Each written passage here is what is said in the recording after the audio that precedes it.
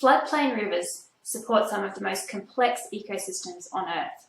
They play a critical part in the global water cycle. They are hotspots for biodiversity and they provide rich agricultural land.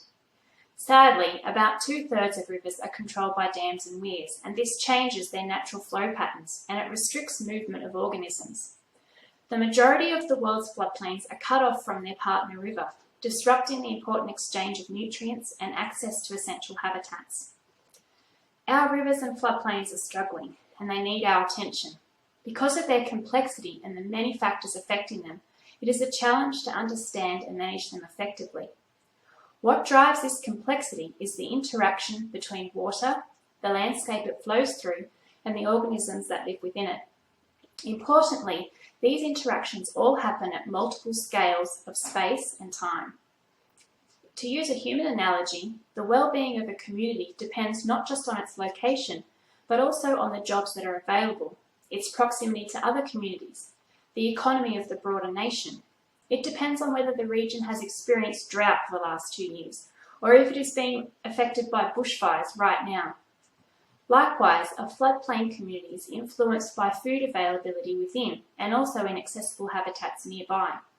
Whether it is experiencing flood or low flows, and so on.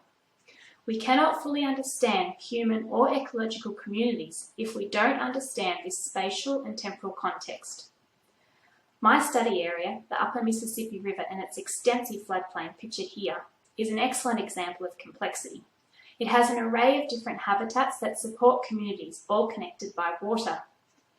My research examines what drives community patterns in space in relation to physical features in the landscape, from the local scale to the whole landscape, and also through time in relation to flow variation, from day-to-day connections between communities to flow events over the last century. One tool that I use to map these patterns is the community's food web. Food webs are a good indicator of ecosystem function because they include all components of the community, and they capture the fundamental processes such as how energy is transferred through the system. They also are influenced by external drivers in space and time. A multi-scaled research approach is essential when contemplating the complexity of a river.